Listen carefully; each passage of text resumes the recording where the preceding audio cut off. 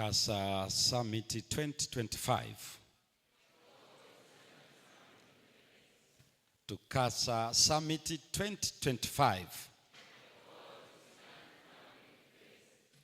Karibuni tena jioni hii ndani ya vipindi tulivyovipokea leo toka asubuhi na mchana wa leo katika mikutano hii ya TUCASA STU 2025, ambalo neno kuu wito wa kusimama imara katika imani.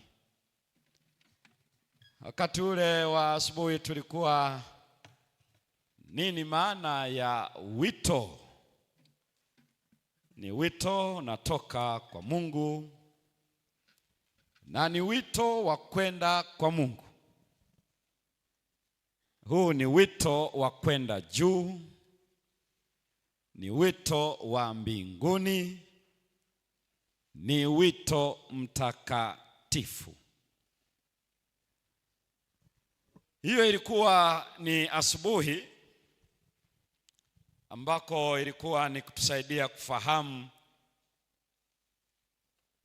huu wito ni nini. Lakini mchana huu wa leo na masaa ya jioni tunaenda sehemu ya pili ya hii theme, Stand Firm, ambayo nimechagua kuwa na somo linalosema muda wa kujitoa, a moment of commitment. Kuna maswali ambayo ni vizuri tupate majibu yake. Unajuaje wewe umejitoa?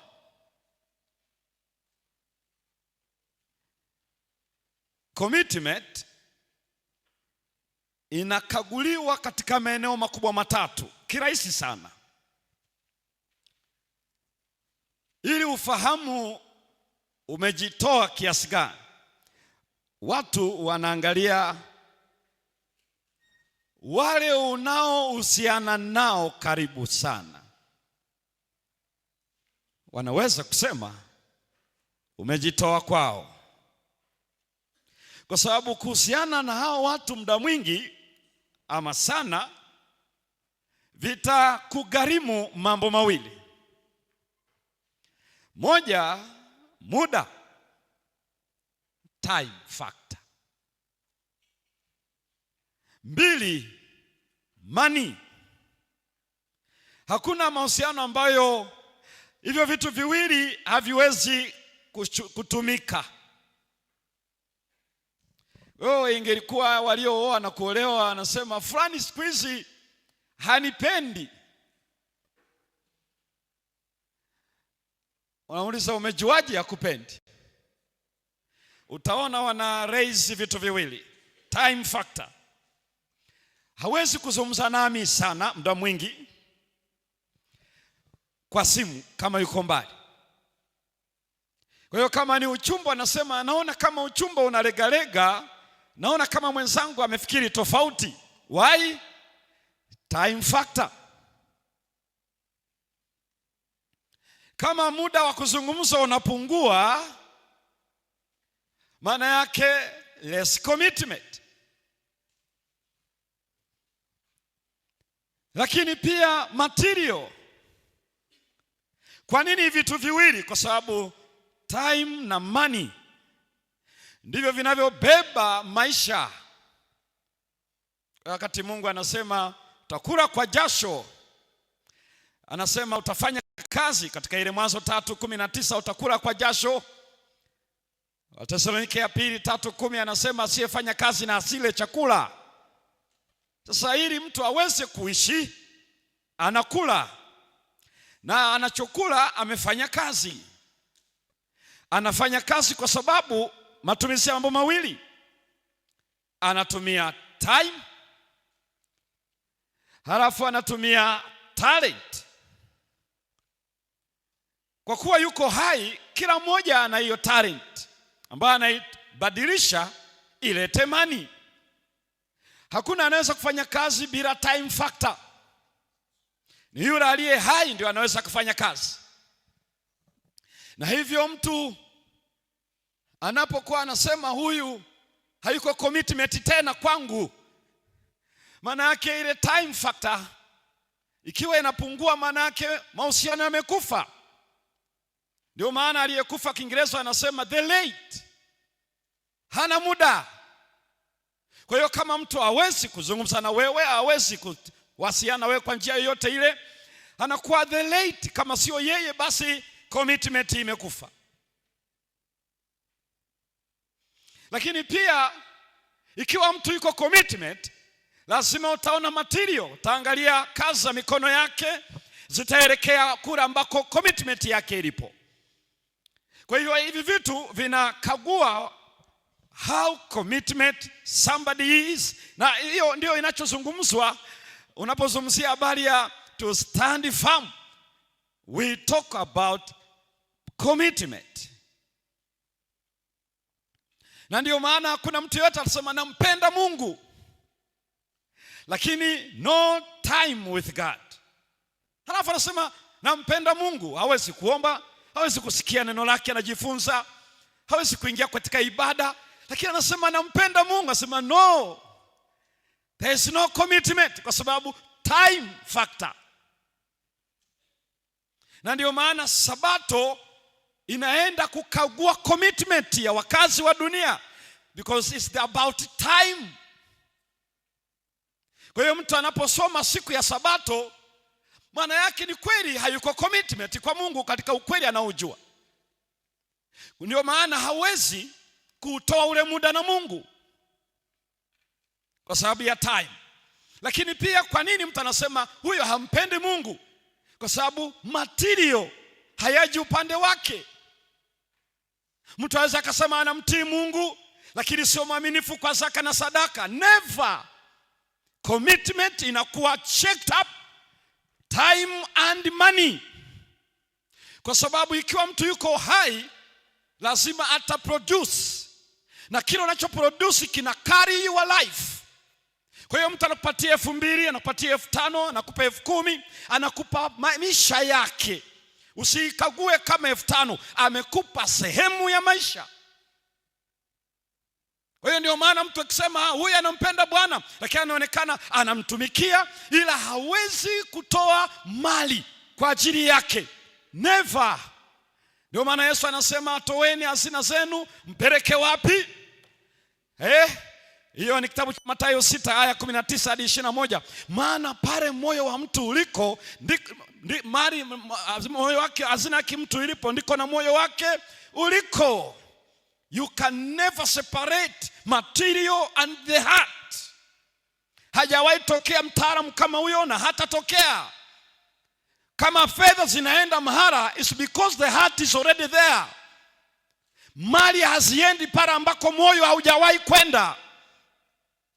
Kwa hiyo ndio maana unaona siku hizi nilikuwa nazungumza wakati wa mchana, watu wenye kwikwi zingi, wenye matatizo mengi, wanapoingia kwenye unabii kwa sababu ya matukio, wanasema unajua sio tu hivyo, wanasema Yesu haji. Yesu wanasema Yesu anakuja 2025 au 31. Lakini pia wanasema hakuna haja ya kurudisha zaka na sadaka. Wanasema ilikuwa ni Old Testament understanding. Kwa hiyo Yesu alipokufa msalabani, anasema hawezi kutoa tena. Lakini kwa sababu watu hawako committed to God, kwa hiyo wanaona hiyo ni tafsiri nzuri sana ya uelewa. Commitment inahitaji vitu viwili, lazima vikaguliwe. Kwa sababu hata mke wako, mume wako, hata mchumba, hata nani, if you don't spend your time with him or her, if you don't spend your material for him or for her, that means you are not committed.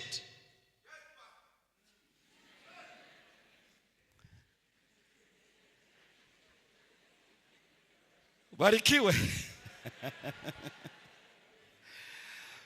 Umetoa 89 fedha elfu za Tanzania kwa sababu you spend money because you are committed.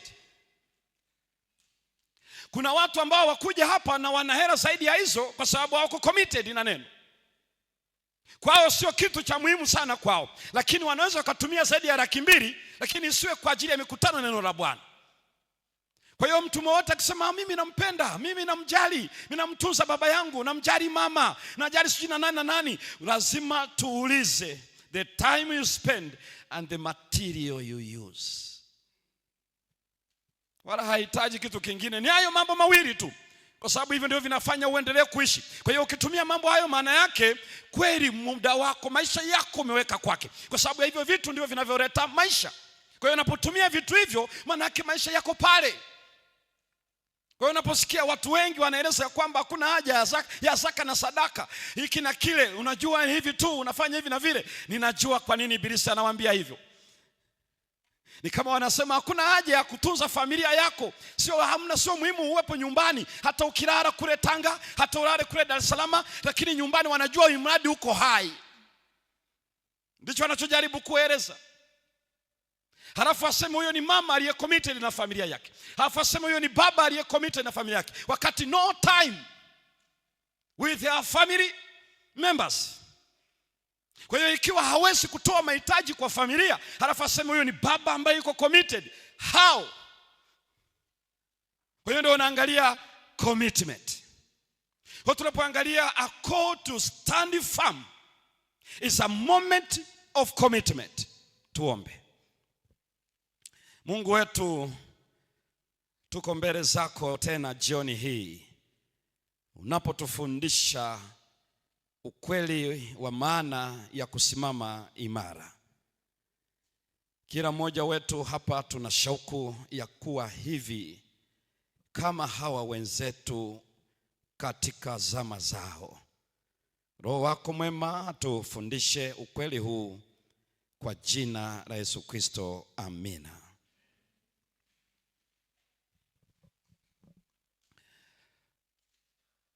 There is a moment of commitment. Ikiwa hawa vijana watatu wasingekutana na hiki challenge, kama kusingekuwa na challenge, wala hata yasingeliandikwa. Na hii challenge yao sio ya kitoto. Vijana wanasema sio ya kitoto hii. Siku zote changamoto inapotoka kwa authority, talking about the government, talking about the political challenge, that is the real challenge. If you want to know it's a tough challenge, try to be right when the government is wrong.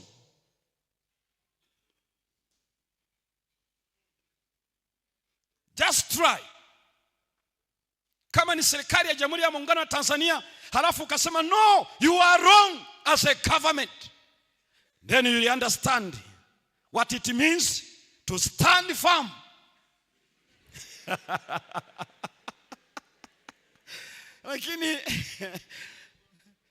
Lakini wewe unajua hapa ukinifukuza nyumbani nitaenda kwa shangazi, nitaenda kwa nani. That's small challenge. Lakini ukikukabiliana serikali ambao unajua utapoteza sio tu mashamba, utapoteza nyumba, utapoteza kila kitu, utapoteza uhai, na kama utaishi utakuwa mkimbizi nchi nyingine, ndipo unaweza ukajua hawa vijana wakiwa ni captives, halafu anakutana na huyu greatest monarch Nebukadnezar, ambaye mataifa yote wameassemble. Halafu hawa vijana, kwa sababu wakati Nebukadnezar analeta hii challenge, ilikuwa ni mwaka wa 18 ya utawala wake, the very moment ambayo Jerusalem iliangushwa, mwaka wa 586 before Christ. Kwa hiyo kwa maana nyingine ya kwamba you cannot challenge Nebukadnezar and his God. Mataifa yote by then yalikuwa yana pay homage to him, pay allegiance to him and to his God. Kwa hiyo ilikuwa ni challenge ambayo this time ni kuonyesha ya kwamba who is Nebuchadnezzar and who is God. The shakers and the movers were all gathered. Hii sio challenge ya kitoto.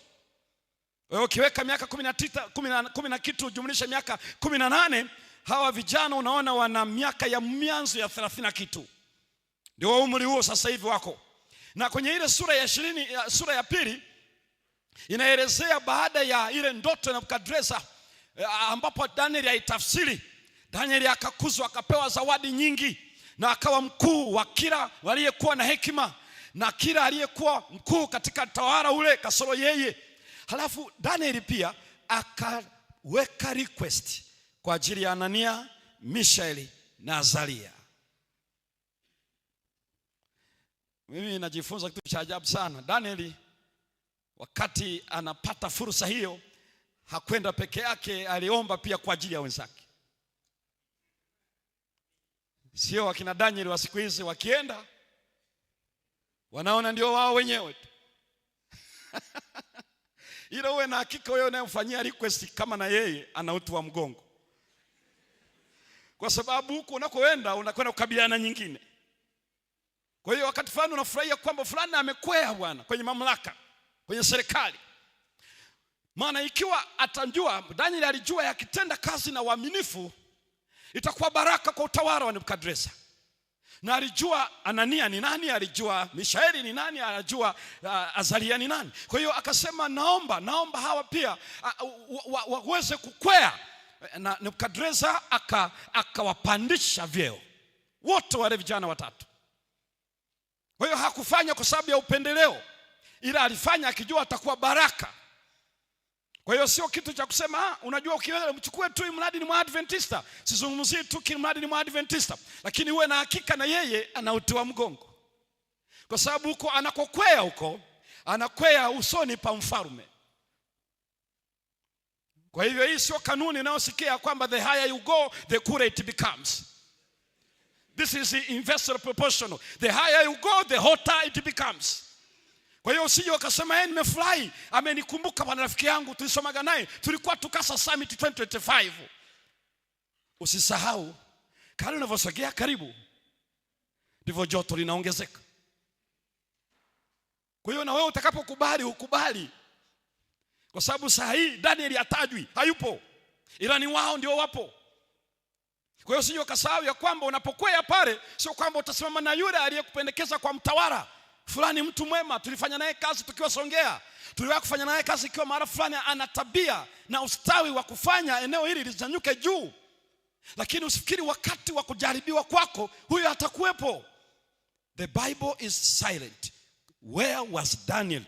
It is quiet. Usije ukasema wewe ndio uliniambia, wewe ndio ulinipendekeza au ndio saa yako. For every action there is equal and the opposite reaction. Hiyo ni Isaac Newton's law, the third law of motion. The moment you start the motion, make sure there is opposite, and not just opposite but equally. Kwa hiyo mwendo unaochukua ndio mwendo huo utakaokabiliana nao.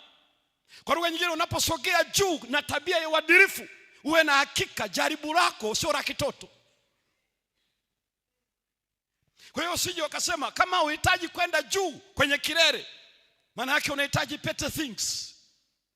Na Mungu anataka vijana waempeleke juu, kwa sababu anajua ndio hawa wanaoweza kufanya kitu ambacho akitamka. Kuanzia Nebukadneza, wale wengine wote watajua Mungu ni nani. Kwa hiyo ndicho kinachokiona kinafanyika pale. Kwa hiyo ilikuwa ndani ya kipindi hicho cha miaka 30 mwanzoni hapo ndio vijana hawa wanajikuta kwenye ile hali kubwa sana. Sasa hapa kuna mambo matatu. Kabla tujaangalia tafsiri yenyewe, isikilize kwenye Biblia inavyoelezea nini maana ya commitment. Baada ya kuelezea ile general understanding of commitment, hebu tuangalie vizuri inavyotajwa hapa. Namba ya kwanza, msomaji hebu fungua kitabu cha Daniel. Katika hiyo sura ya 3 tutasoma aya ile ya 4 na aya ya 5. Hapa unapata clear instructions. Nataka uangalie vile commitment inapokuja. Clear instructions. Mstari wa 4 na mstari wa 5. Hebu soma Danieli 3. Danieli sura ya 3 mstari wa 4, neno la Mungu nasema ndipo mpiga mbiu akapiga kelele akisema, katoa tangazo, enyi watu wa kabila zote na taifa na lugha, ndio mmeamriwa hivi, wakati mtakapoisikia sauti ya panda, ndio na filimbi, na kinubi, na zeze, na santuri, sawa, na zomari, ndio, na namna zote za ngoma, lazima kuanguka na kuiabudu sanamu ya dhahabu mfalme Nebukadneza aliyoisimamisha. Clear instructions. Kabla hujaangalia neno stand firm, kwanza angalia clear instructions. Instruction inasemaje? Maana wote wameshaitwa wako pale. Na wa vijana wapo. Na sio tangazo ambalo lilitolewa tu leo, ni kabla, even before. Kwa sababu tangazo lilitolewa usiku mmoja kabla. Na wanapokuja siku hiyo wakarudia. Instruction ilitolewa very clear. Kila mtu atakayesikia kitu gani? Sauti. Na hiyo angalia instruction ikawa added na great emotional and psychological music. Angalia unajua ule muziki haukuwa wa kawaida ule. Kila chombo cha muziki full of emotions.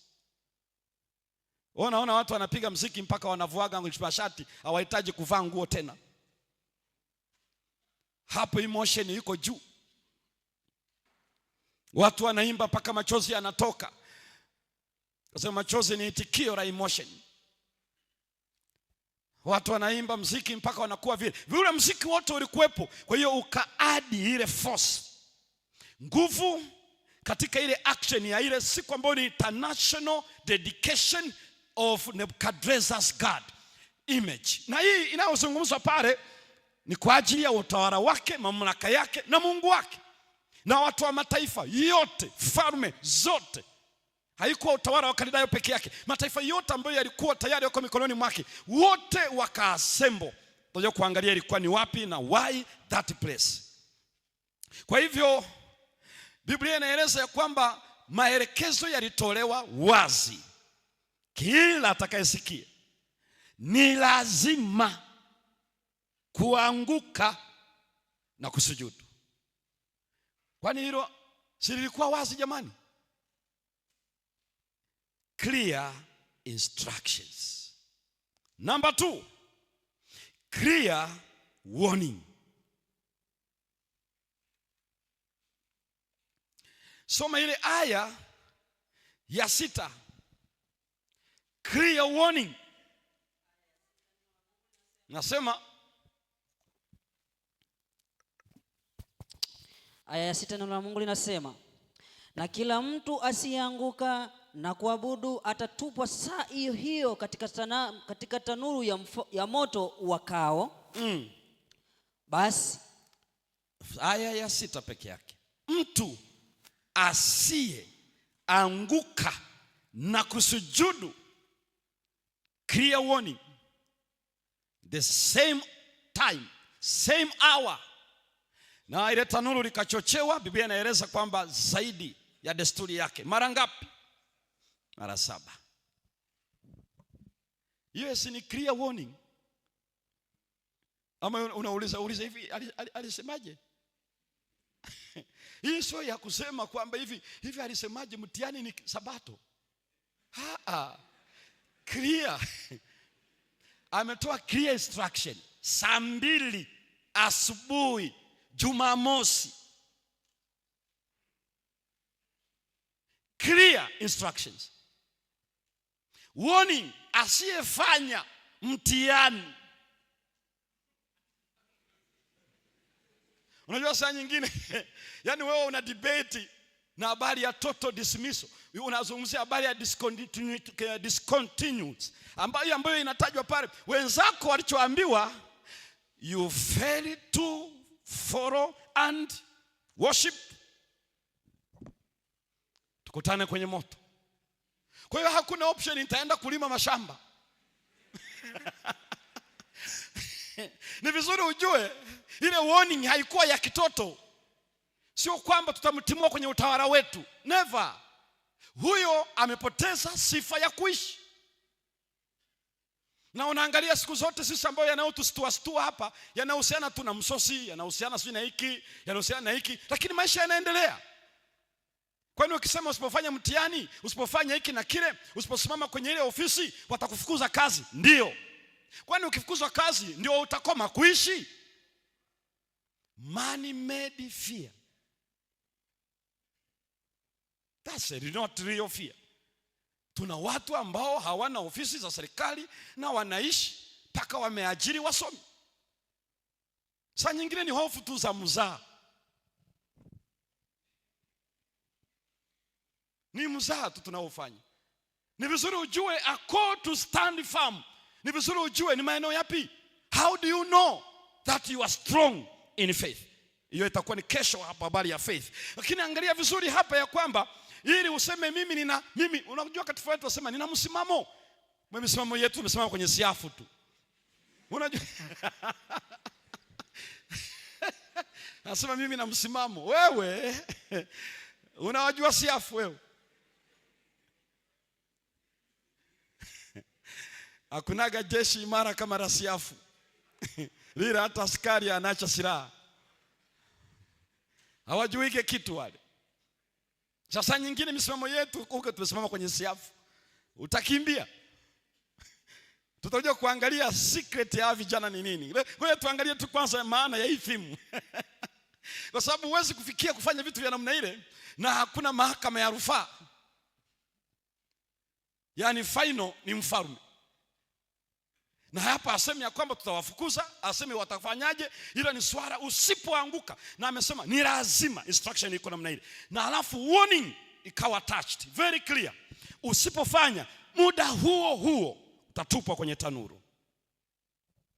Sasa hayo yanapokuwepo pale, clear instructions plus clear warning that call for clear stand.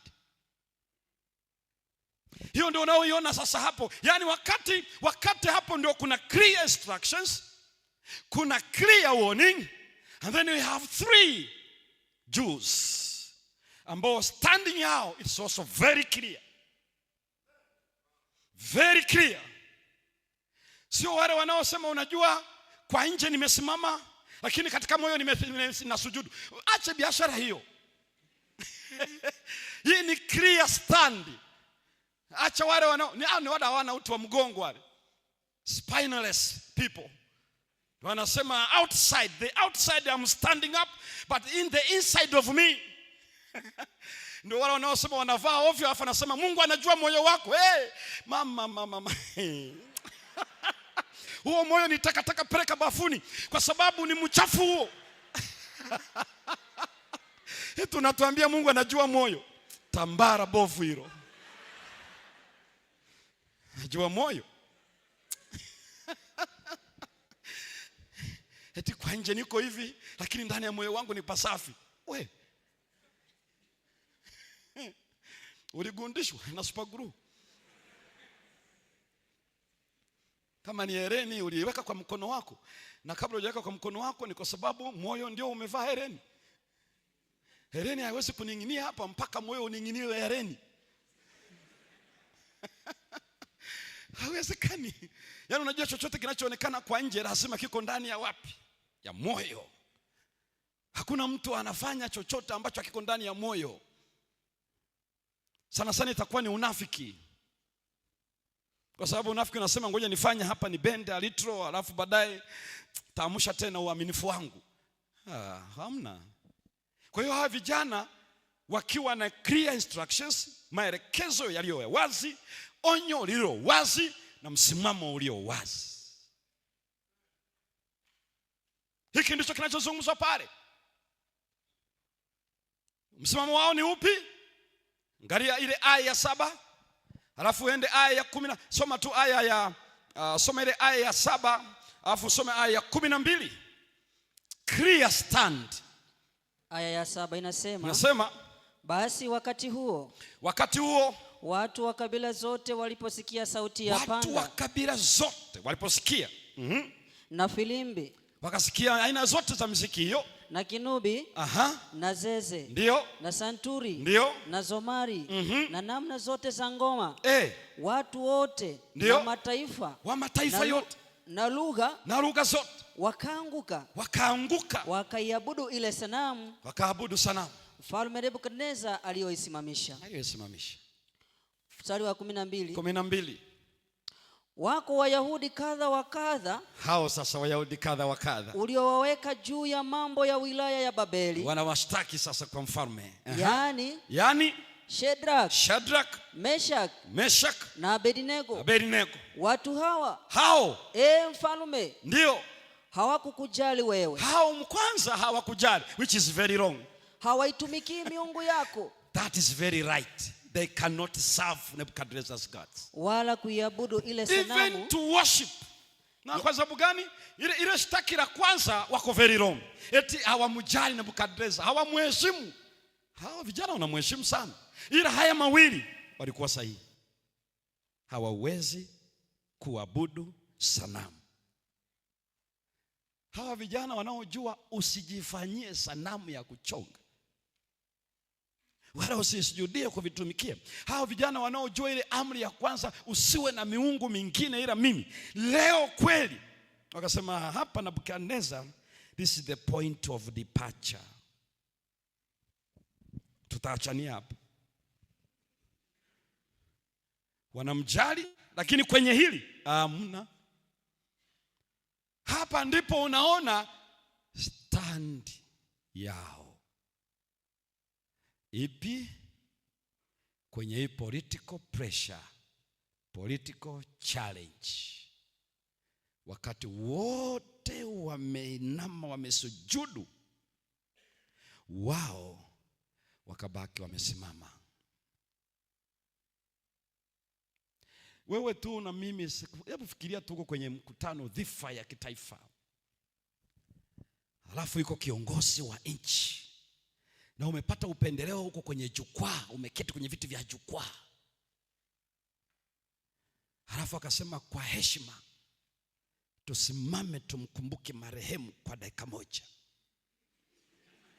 Yaani unajua, I'm trying to imagine na kamera zinamulika hivi. Yaani huko hapa kwenye jukwaa, mkuu wako anasimama, anakaa kimya. Unajua saa nyingine unavichukulia, na hapo sana sana kitakacho kuwafanya unyanyuke ni msosi tu.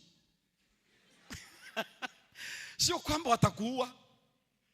Hatujawahi kusikia mahara kwenye serikali yetu hii kwamba watamuua, kwa sababu wakati viongozi wamesimama, yeye alibaki amefanyaje? Amekaa. Sana sana atasema amekudharau. Ndivyo alivyoshtaki namna hiyo. Na matokeo yake ni kwamba anajifanya nini? Basi tutamtoa kwenye nafasi hiyo. Sawa, lakini hata hiyo wengi wetu hatuwezi kusimama. Hiyo tu hatuwezi. Hapa kuna challenge. Kama hatuwezi kuanguka, tunauawa. Kwa hiyo ni wakati huu wa wote, mataifa yote waliokutanika hapa, kutoka Ukaridayo, kutoka Umedi, kutoka wapi, walioletwa katika mji huu ili waweze kufanya hii sikukuu ya kitaifa kwa mamlaka ya Nebukadnezar, kwa Mungu wa Nebukadnezar, na ni uzinduzi, dedication ya kimataifa.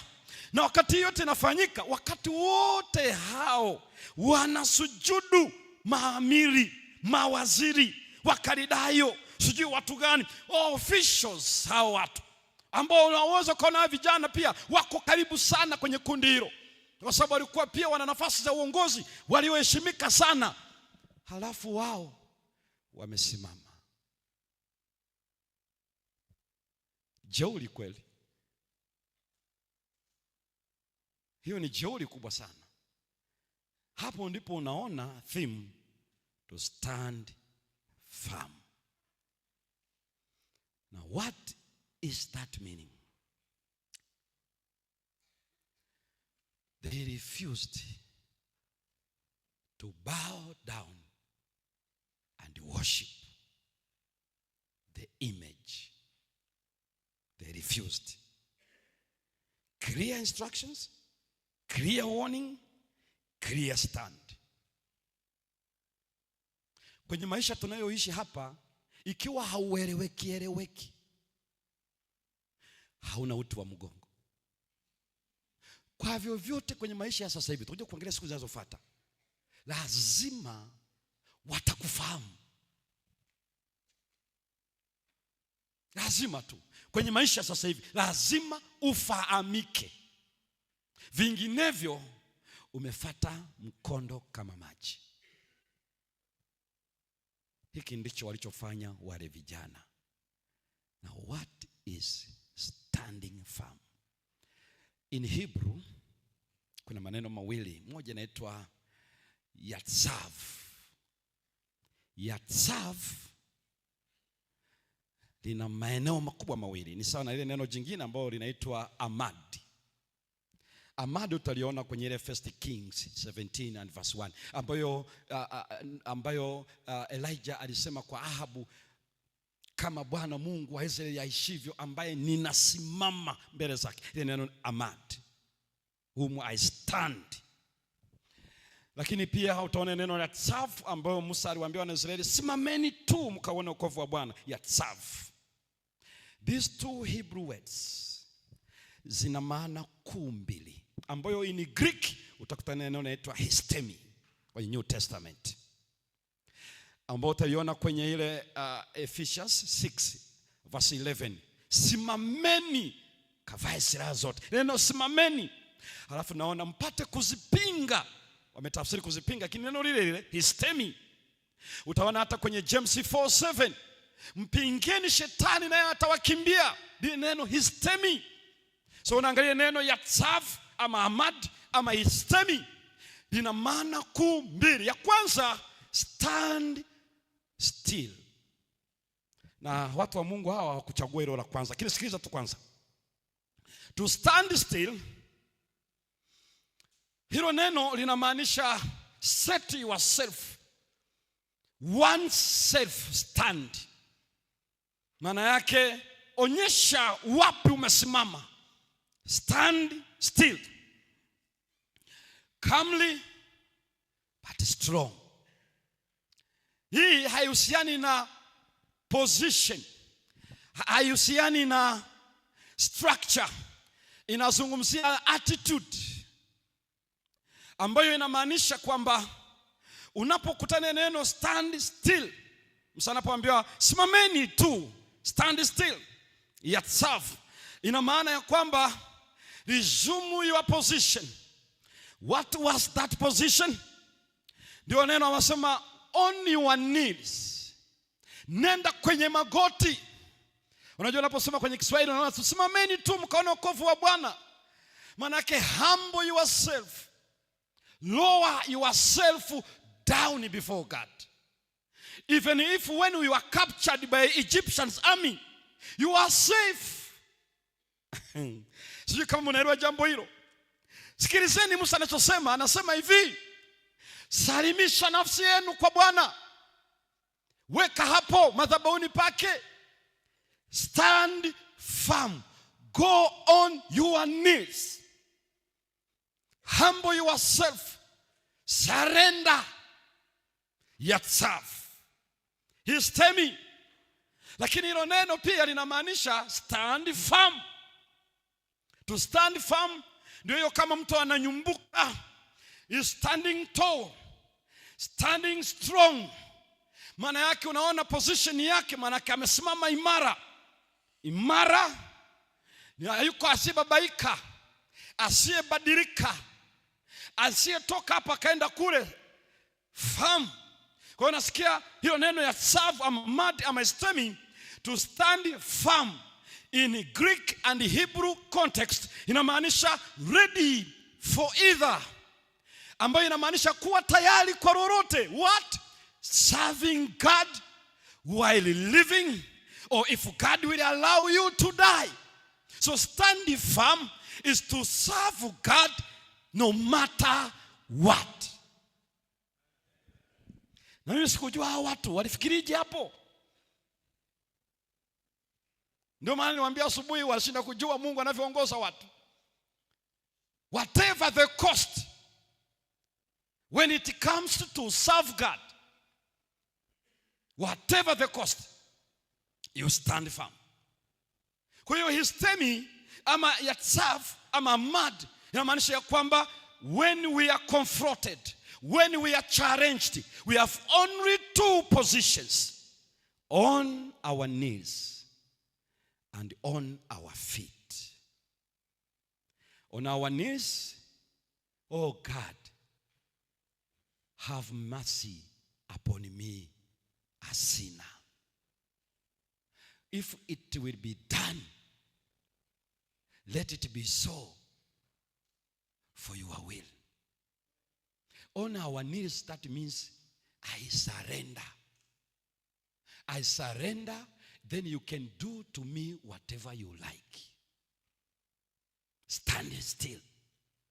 But stand firm. I'm ready to serve you. Whatever the direction, whatever the cost, I'm willing. So when people bowed down to serve Marduk, these three Hebrew men, they stood firm. They stood still. In their heart, they were surrendering before God, while ready for either to serve God, even when doing so, that means the end of their lives. Hiyo ndio iliyotokea kwao, na ndio naona hapa, stand firm. Kumtumikia Mungu ni nini? Is not to bow on the other side, but to bow before God. Kwa hiyo kundi lingine wote walianguka kwa ile miungu. Kusimama kwao ilikuwa wameanguka kwa Mungu wa mbinguni. They were worshiping God, while others worshiping Marduk. This is the theme. Nini anachotueleza? Kwa sababu hii inatoa tafsiri ya hiyo theme, tutakuja kuangalia nini walichokuwa wamecount hawa vijana. Kwa sababu ilikuwa ni clear instructions, ilikuwa ni clear warning, na ilikuwa ni clear stand. Ni vizuri ukafahamika nyumbani, ukafahamika chuoni, ukafahamika kule unakokaa, ukafahamika kwenye ile room na roommates wako, ukafahamika popote utakapokuwa, wewe unamcha Mungu. Hicho ndicho kilichotokea kwa hawa vijana, na hicho ndicho kilichoandikwa. Kwa hiyo wao walisema wakati hao wana bow down, kwa sababu bow down ni surrender, lakini kwa sanamu. Wao wakastand. Kwa nini? Wakiwa na maana hizo mbili. Wamesalimisha mioyo yao kwa Mungu. Wanasema, Mungu unirehemu mimi mwenye dhambi. I'm not deserving to stand for you. Because of your grace, I'm here. So, strengthen my faith. Ndicho nayoeleza. Lakini la pili, tuko tayari kukutumikia, standing firm. Na tutakutumikia hata tunapotupwa kwenye tanuru. Na hawakuja hivi kwa kufanya hivi kwa bahati mbaya. Ndio maana utaangalia lugha yao kwamba hatuna cha kujibu katika neno hilo. Tumekuja hapa, tumekwisha fanya maamuzi.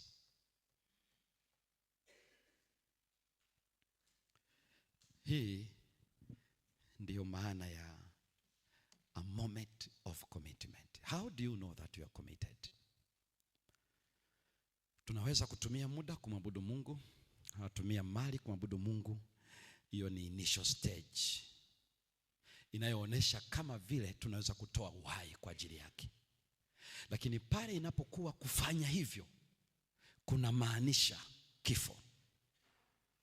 Pale ambako sheria zimewekwa wazi, kitakachohitajika kwa asiyefanya hivyo ni kifo. Maelekezo yametolewa wazi, maonyo yametolewa wazi.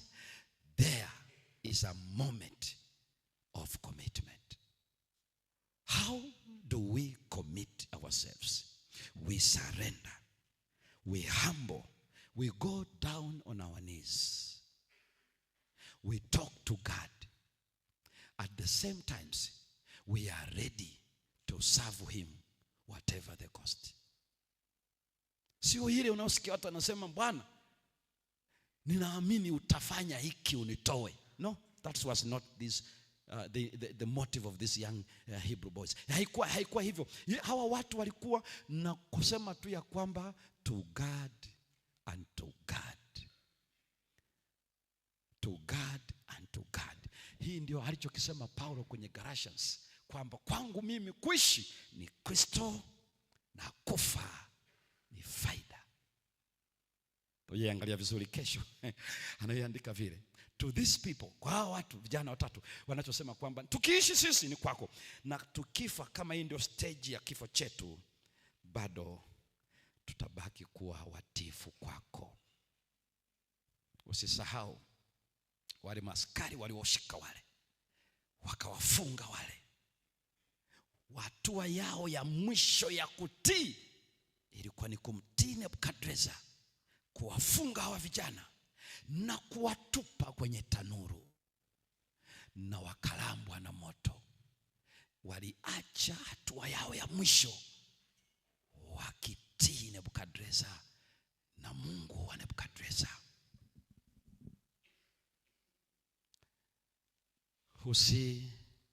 Usidhani huo mzaa wa kuyumba yumba utaendelea siku zote. Kuna siku ukiyumba, umeyumba mazima.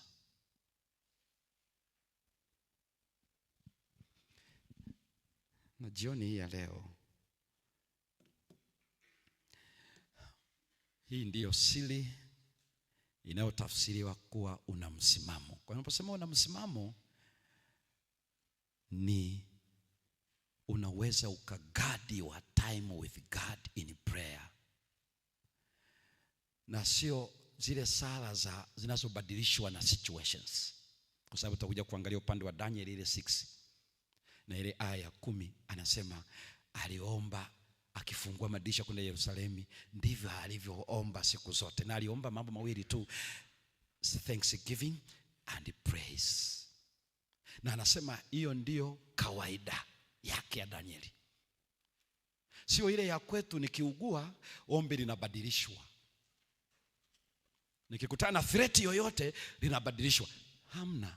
Yaani hawa vijana hawahangaiki, Bwana utuokoe. Sikiliza ndugu zangu, the issue is not about God's deliverance and rescue.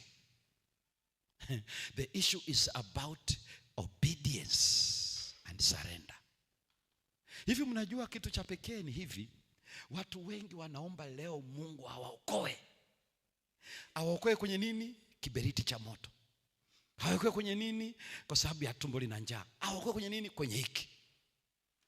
Ngoja niwaambie ndugu zangu, if Calvary is not enough, if Calvary is not enough, you will keep on singing and speaking about deliverance and rescue.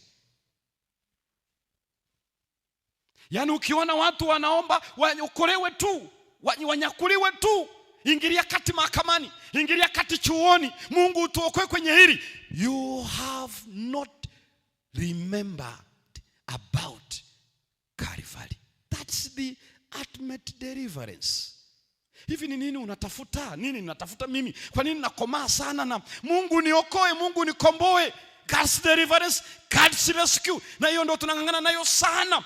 These 3 Hebrew men, they are not after God's deliverance, they are not after God's rescue, they are after obedience and surrender to God. Hii ni kitu gani ambacho kinaendelea? Tuje kuangalia vizuri kuanzia kesho kutwa uone kila ambacho ndio hasa the pivotal issue where we are, where you will be, wherever you go. The issue is not God come and rescue and deliver me. The issue is this is the right time to stand still and to stand firm. Sio issue ya kusema Bwana tuokoe. Ndio unaona watu wengi wanapiga harambee za sara, Mungu ufanye hivi, na kanisa zima wanahamasishana eti waokolewe tu kwa sababu ya wamesengenywa, wamefanywa hiki na kile, wametafsiriwa vibaya, wanaenda kufungwa. Kwa hiyo wanajiiriza.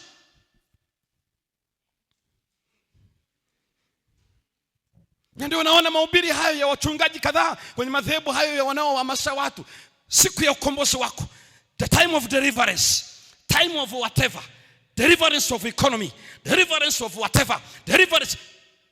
Rubbish. That's garbage. Na ndio maana watu hawawezi kukua kwa vituko kama hivyo. Na hiyo ni vitu vya kawaida tu. Hawajakutana na political challenge. Hawajakutana na vitu ambavyo wasipofanya wanazima kama kibatari. Lakini ndio tunaona hao. Ndio wanaonekana ndio watu wenye roho wa Mungu hao. Restless. Mpaka upate mtoto ndio uone Mungu anakujali. Ndio na amekukomboa pale. Halafu anasema mbona Hana aliomba? Hana hakuomba kwa ajili apate mtoto amuonyeshe Penina. He had a broad understanding concerning the deliverance of the nation of Israel. Ndio maana aliomba mtoto wa kiume, sio tu mtoto.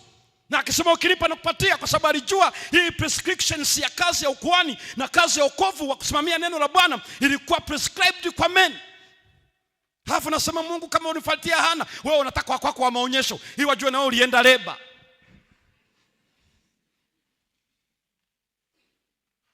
Na tunatapeliwa namna ile. Mbaraka wa uchumi, bariki mashamba, bariki na kile. Halafu naona kuwa inferior. Eti sara zangu ndizo kupanda upate uchumi. Formula ya wapi? Formula ipi? Kuna mahali unaambiwa kwamba tutakuombea upate hela. Subutu. Ngoja wakutapeli tu. Yeye amesema fanya kazi siku ngapi? Na yeye amesema tabariki kazi ya mikono. Utabarikiwa mjini, utabarikiwa wapi? Si ni wale wanaofikiri vijijini hakuna baraka za Bwana. Watu wasiofuata Biblia. Kila siku ni mjini na analala kwenye korido. Wameishia kufuga ndevu, wengine wanafuga kuku wapate mayai. Sina shida kesi na ndevu zetu. Msemo kanielewa vibaya.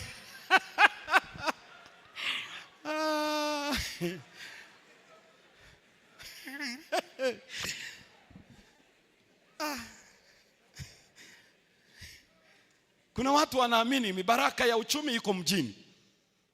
Na huyo naye ni Mkristo anayesoma Biblia. Na Mungu anasema mibaraka iko mjini na iko wapi pia? Iko mashambani. Kama iko mjini, iko pia mashambani, iko vijijini pia. Kwa hiyo ameeleza tu ni kazi za mikono, ni maarifa ya hiyo kazi unayoifanya. Ufanye kwa bidii, uache maisha ya nasa. Amezungumza acha uvivu. Na ametoa mpaka kwa watu wapagani na watu mbalimbali. Halafu mtu anasema nataka nikuombee ili biashara yako ipanuke. Ulikuwa ni retail, sasa itakuwa ni wholesale. Ilikuwa sio namna hii, itakuwa vile. Mazinga ombwe. Mazinga ombwe. Na kwa bahati mbaya it is creeping in this church. We have gospel ministers who are coping. Sasa wamejifanya ndio vidume wa kubariki watu wapate fedha. Unless we repent. Hatuna kitu hicho kwenye Biblia. Na mimi nitazungumza mambo haya mpaka Yesu anakuja ama ninazima. Wewe kuwatapeli watu kwamba nitakuombea upate hela. Kwa Mungu wa Israeli, Mungu wa Yakobo, Mungu wa Isaka, kwa Yesu Kristo ambaye ni Masihi. Lazima utufundishe Wabudha wanapata kwa Mungu yupi. Lazima utueleweshe Waislamu wao wanapata kwa Yesu yupi. Bring the answer. If Christians got that wealth from Jesus, then those who are not worshiping Jesus Christ, they are not paying homage to him, where do they get money? Otherwise you are fooling people, deceiving the people, deceiving the church. Sio sara zako. Na wala sitakwambia ukiwa mwaminifu utapata hela, takudanganya. Paka leo tuna watu ndani ya kanisa hii wana hela na sio waaminifu wa matoleo. Usijidanganye. Na unajikunja kutoa ili upate utajiri. Unapoteza muda. Am I confusing you? Utasema pastor mnatuchanganya. Lazima tukuchanganye mpaka uchanganyike.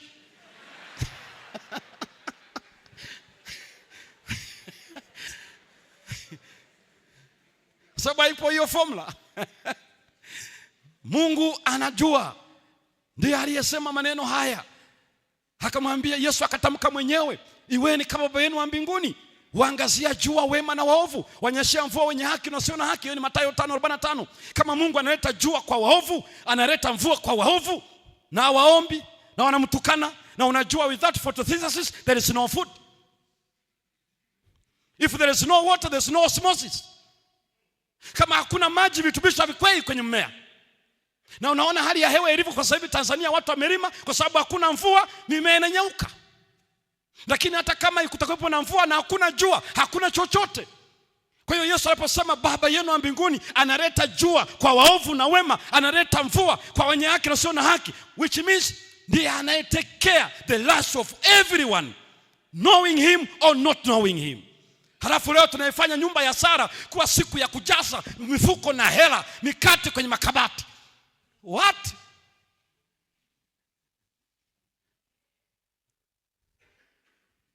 Wewe usisome halafu upate A. Tuje tukuombee eti Mungu mniombee, mimi najitoa kwa kazi ya Bwana, naendaga nyumba kwa nyumba. Utazungusha.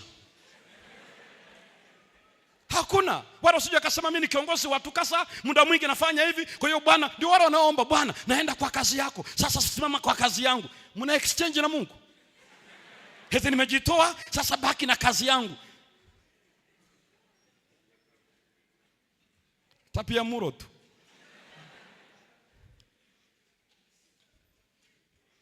Na kwa sababu ya manifituko kama hivyo watu wamehubiriwa, wakaamini ukiwa mwaminifu hasa na sadaka, lazima utapata utapata kazi, utapata cheo, utapanda, uchumi utaenda vizuri, na unajikunja miaka hadi miaka na upandi na hakuna chochote. Utaolewa, na wanaoolewa ni wale walioshusha injini. Zilikuwaga Land Cruiser, siku hizo wana Suzuki. Bodi tu ndio imebaki.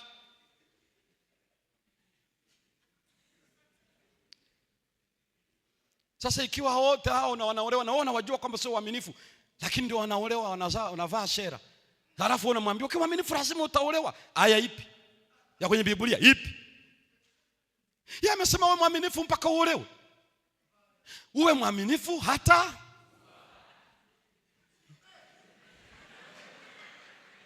kwa hiyo kama ni swala la kuolewa 2030 ikifika, unatumia ile kauli ya Mheshimiwa Jakaya, akili za kuambiwa.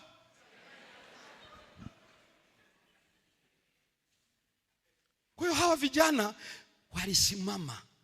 Muda ambao hatujafikia hizo challenge ni muda wa kureview. Tumesimama juu yake. Are we willing to surrender ourselves to the point of death? Are willing to serve him no matter the cost? This is a call to stand firm. Na hii haiji kwa dharura. Ni namna unavyoweka miguu yako juu yake sasa hivi. When you commit your life in the hands of God, to guard your time with God. Hii ndio wito tulioitiwa katika mikutano hii. Wenzetu walisimama, si ilitokea vile. Tutakuja kuangalia. Walifanya maamuzi kabisa. Na walikuwa very calm, not rude, not arrogant, but very tough. Juzi nilisikiliza hotuba ya Kagame. Mwezi uliopita ule mwingine akisema I'm bringing a call to Rwandese. Akasema hivi ya kwamba wakati huo ndo kidogo mataifa huko yanazungumza kile, akazungumza hiyo iko kwenye YouTube hiyo kitu. Akasema wanaweza kufanya chochote but they cannot bring me to my knees. Akasema ninawahitaji wa Rwanda pia iwe hivyo hivyo. Akasema you can do whatever but I cannot allow you to bring me to my knees. Maana yake I can never surrender to you. Na anajibu kwa mataifa yaliyokuwa yanamuona tofauti kwamba huwezi kunifanya mimi nijisalimishe kwako. Hilo ni jiwe alikuwa anarusha gizani. Ukisikia amepiga kelele litakuwa limempata. Na ikanipeleka nikakumbuka ile ya Mahatma Gandhi. Na aliwaambiaga serikali ya Uingereza waliokuwa wanatawala India. Wakati anafanya na hiyo movement, wakamtishia kumuua. Mahatma Gandhi alijumba neno akasema kabisa ya kwamba mnaweza mkafanya chochote, mnaweza mkapata maiti yangu, lakini sio utii wangu kwenu. Mahatma Gandhi. Sasa ndipo uangalie sisi ambaye we have a reason to stand. Jesus. Kwa hiyo sisi tuna sababu kabisa ya kusema hatutajisalimisha kwingine isipokuwa kwa Mungu wetu. Na kama wenzetu hawa walifanya vile, maana yake huyo Mungu waliyetembea naye ndiye Mungu tuliye naye leo. Kwa hivyo anaweza kututengeneza hivyo hivyo kama alifanya hawa vijana. Anaweza kabisa. Kwa hiyo the moment of clear instructions and clear warnings, there must be a clear stand. Kwa hiyo tunaishi kwenye dunia ambayo inahitaji clear stand. We are Seventh-day Adventists, young men and young women. We are the remnant church. We have a very serious message, 3 angels message, to bear to our fellow human beings. Fear God and give him praise, for the hour of his judgment has come. Foreign Babylon, and we will stand and worship God, not receiving the image. So the 3 angels message is a serious message, and we are the one to bear that message. Na sisi ndio tuliochaguliwa kabisa kwenye siku hizi za mwisho. Yaani ukiona dhambi ni nyingi sana, uwe na hakika, yaani Mungu aliona wewe ndiye fit wa kipindi hiki. Uliye fit. Wakati Ahabu ni muovu kweli kweli, Mungu alikuwa na Elia mwaminifu kweli kweli. Yaani ukiona uovu umeenda juu mno, ujue ni kizazi cha waaminifu kweli kweli. Baada ya kulia, unajua siku hizi mambo yako namna hii, kumbe bwana sisi ndio tumechaguliwa. Tuna upendeleo wa kuona injili ikifikia mwisho kwa ushujaa. Kwa hiyo wewe ndio umechaguliwa uishi wakati huu wa mwisho. Ungezaliwa zile zama za kati, wakati wanawashwa moto wanawaka wakati wanavutwa wanaliwa na simba. Ungeenda kipindi kile cha reformers, ungetembea kipindi kile cha wana marejeo na vipindi vingine vyote, lakini Mungu aliona sisi atatuweka reserve kwa kipindi ambacho Biblia inasema ni nyakati za hatari. Nyakati za hatari zinahitaji people like Daniel, people like Azariah, people like us. Kwa hivyo jioni hii ya leo Mungu anatuita tusimame juu yake. Maana yake tuko tayari ikiwa tunaweza kubaki na yeye wakati wote, na bado tuko willing kumtumikia, hata kama kufanya hivyo inamaanisha gharama. Ni shauku yako kufanya hivyo? Simama pamoja nami.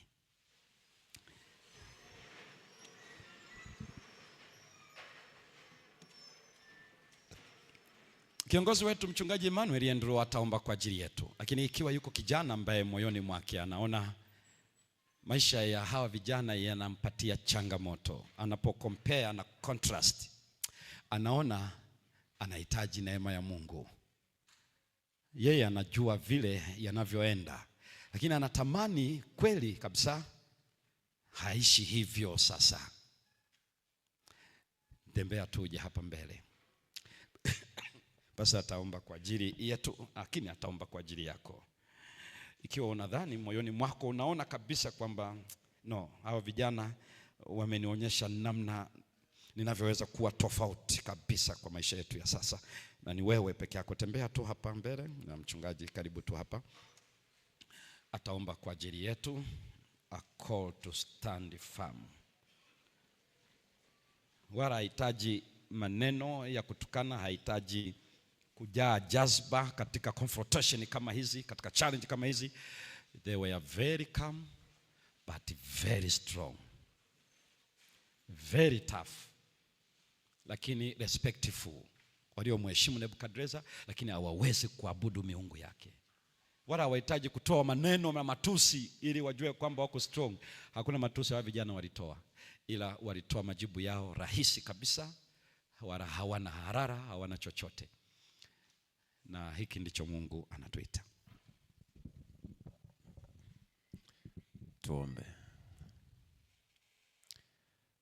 Baba yetu mwema na Mungu wetu wa mbinguni,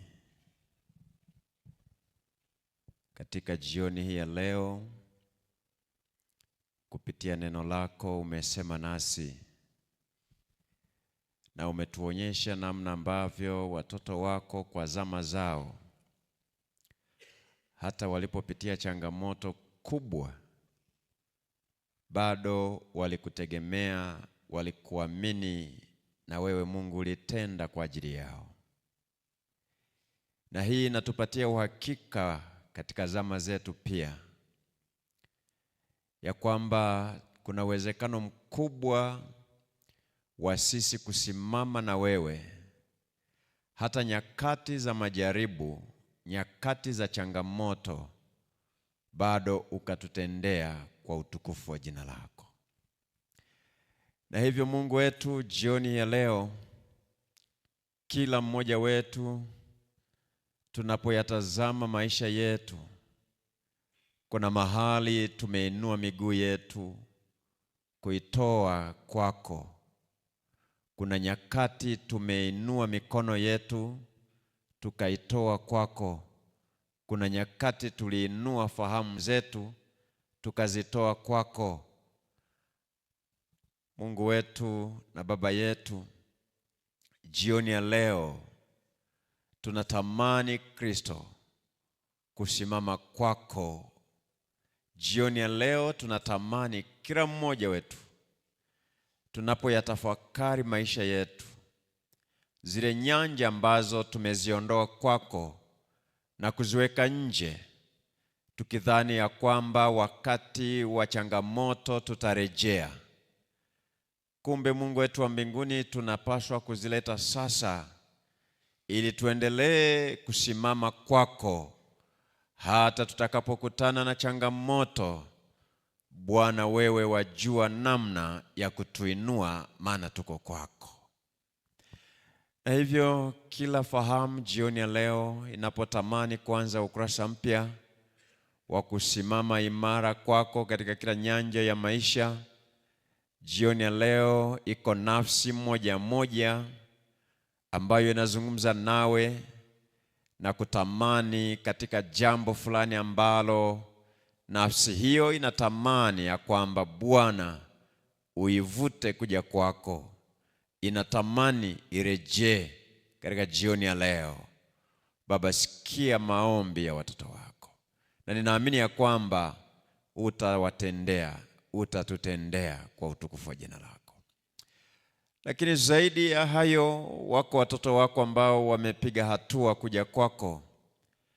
Ulipowaita, ulipotoa wito jioni hii ya kwamba ikiwa yuko mtu ambaye anatamani kusimama kwako kuanzia leo, vijana wako na watoto wako wametembea, wewe wajua, wafahamu hata nia ya mioyo yao, waijua, watendee. Na Bwana, endelea kuwapatia nguvu, wafanye kuwa imara mahali waliporegea, wafanye kuwa mashujaa. Na Bwana, wanapotamani kusimama sasa kwako, ukawashike mkono, ukawainue, ukawaongoze katika fikra na fahamu zao, na mioyo yao ikajazwe na neno lako siku zote za maisha yao, ili wakasimame imara kwa utukufu wa jina lako. Tujalie sote katika mikutano hii, jalie mtumishi wako, kila mmoja wetu Bwana, tuongoze katika maisha yetu, tujazwe Roho wako Mtakatifu, na zaidi sana Kristo, tusijazwe matendo ya dini, lakini tujazwe Roho wako Mtakatifu, na kwa uwezo wake ukatuongoze kuyatenda yaliyo mapenzi yako, hata zile nyakati ngumu, kwa utukufu wa jina lako. Tubariki kila mmoja wetu, hata tunapokwenda kwa vipindi vingine na mapumziko. Kuwa nasi katika jina la Yesu tunaomba, amina.